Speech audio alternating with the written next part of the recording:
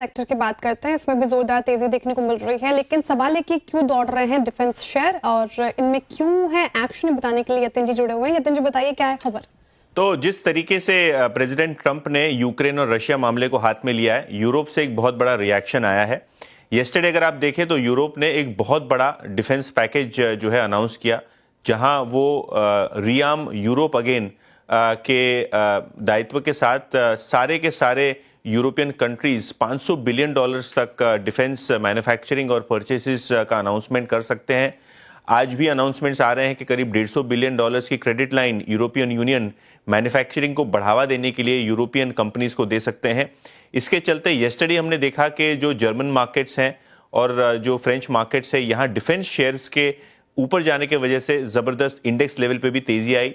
In fact अगर आप देखें तो जिस तरीके से आपको मोमेंटम दिखा है थेल्स, डसॉल्ट एविएशन, राइन मेटल, लियोनार्डो और बे सिस्टम्स में, तो कहीं ना कहीं लोग इसको जोड़ के देख रहे हैं भारतीय डिफेंस कंपनीज के साथ। अगर हम देखें तो पिछले हफ्ते ही जो ईयू की जो चेयरपर्सन है, ये प्रेसिडेंट के तौर पे इंडिया में आई, डिफेंस टाइज को डीपन करने के ऊपर चर्चा हुई। इनफैक्ट इनको लगता है कि जो इंडिया की डिफेंस इंडस्ट्री है वो यूरोपियन यूनियन के डिफेंस सप्लाई चेन में एक बहुत बड़ा योगदान दे सकते हैं। इनफैक्ट वहाँ की जो ईयू की प्रेसिडेंट है उर्सुला, उन्होंने भी कहा कि जो सिक्योरिटी और डिफेंस पार्टनरशिप है वो भारत के साथ गहरी करनी चाहिए, क्योंकि आप रशिया से, चाइना से या यूएस से आर्म्स नहीं खरीद सकते।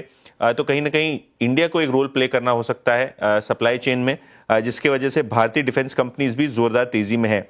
अगर हम इंडिया टारगेट्स देखें 2029 के, तो भारत के जो डिफेंस टारगेट्स हैं वो साल 2029 तक 50,000 करोड़ रुपए के एक्सपोर्ट्स की बात करता है और डोमेस्टिक प्रोडक्शन 3 लाख करोड़ से ज्यादा का करने का टारगेट भारतीय कंपनियों के लिए रखा गया डिफेंस क्षेत्र में।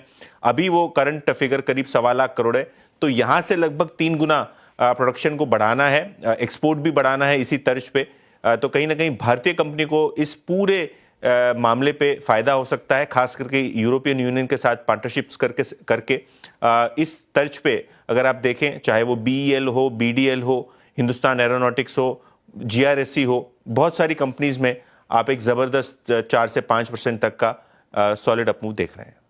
बिल्कुल बिल्कुल सही आकलन पेश किया यतिन ने यहाँ पे। और मेरे जी, शनिवार की उस प्रेस कॉन्फ्रेंस के बाद जो अमेरिकी राष्ट्रपति और ज़ेलेंस्की की हुई, उसके बाद और सबसे बड़ी चीज़ जानते हैं क्या है, जब वो यूरोप पहुँचे और जिस प्रकार का स्वागत और अभिवादन उनका वहाँ पे हुआ, एक बात तो क्लियर थी कि राष्ट्रपति ट्रंप के इस कार्यकाल में बहुत मतभेद होंगे अमेरिका और यूरोप के बीच में। और कितने सारे अगर आप देखें अब कॉम्बिनेशंस बन गए हैं। आई मीन यूएस अकेला, उसके बाद यूरोप, उधर रशिया, यूएस ने अगर आप देखें अपने डिफेंस असिस्टेंस जो थी वो यूक्रेन को समाप्त कर दी, फिर एक तरफ चाइना, पाकिस्तान, आई मीन कितने cross combination. I think India इस बीच में कंफर्टेबल पोजीशन में है।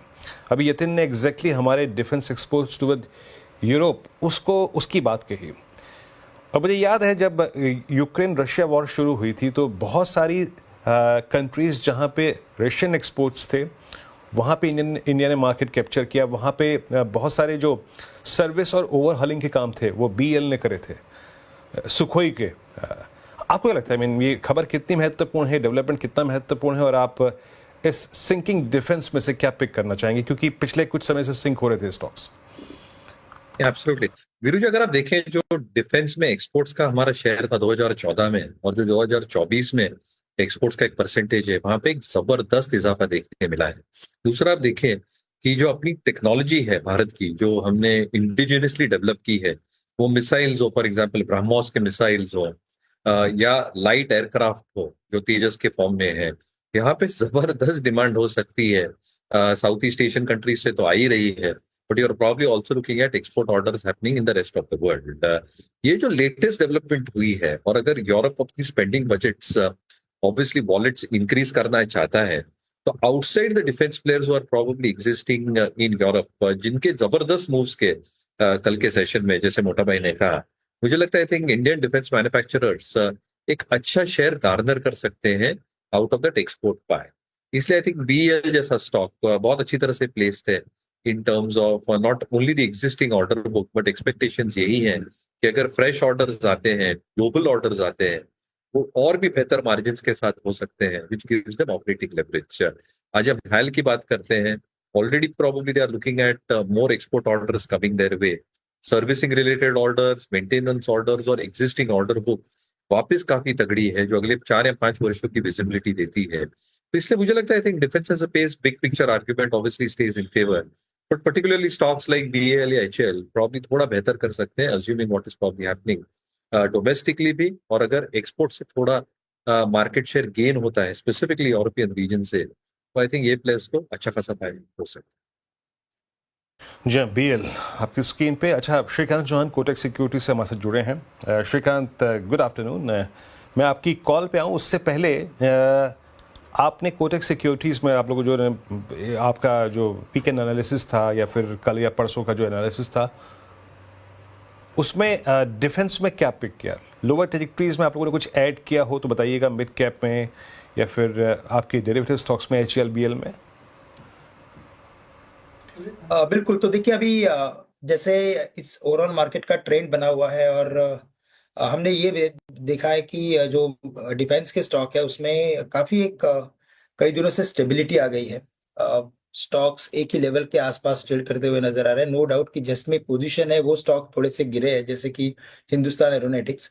बट ओवरऑल मुझे लगता है कि अगर टेक्निकल फॉर्मेशंस को देखें तो स्पेसिफिकली मुझे लगता है कि माझगांव डॉक ये एक ऐसा स्टॉक है कि जिसमें एक काफी अच्छा एक कंटिन्यूएशन फॉर्मेशन बन रहा है, काफी लंबा ट्रायंगल फॉर्मेशन बन रहा है। और अगर यहाँ से इसमें तेजी बनती है तो स्टॉक कम से कम वापस से एक बार 2700 तक के लेवल्स दिखा सकता है। तो करंट लेवल से रिस्क रिवॉर्ड रेशो काफी फेवरेबल है, 2150-2200 के करीब इसे लेना चाहिए। अगर कोई पोजिशनल स्टॉप लॉस रखना है तो 1950 का स्टॉप लॉस रखें, लेकिन मुझे लगता है 2500-2700 के टारगेट दिख सकते हैं। और साथ ही साथ मैं कहूंगा कि जो मार्केट एक लेवल पे आ चुका है, अगर इन लेवल से अगर मार्केट में तेजी अगर आती है, पुल बैक अगर आता है, तो हमें लगता है ये हाई बीटा स्टॉक्स परफॉर्म करते हुए नजर आएंगे। और साथ ही साथ लगता है कि भारत इलेक्ट्रॉनिक्स ये एक ऐसा स्टॉक है कि जिसमें काफी अच्छा रिवर्सल आज बना हुआ है, करेक्टिव पैटर्न भी कंप्लीट हुआ है, और अगर इसमें भी तेजी बनती है तो स्टॉक 290 के करीब जा सकता है। तो करंट लेवल से भारत इलेक्ट्रॉनिक्स, माझगांव डॉक दोनों में हमें लगता है कि तेजी बन सकती है।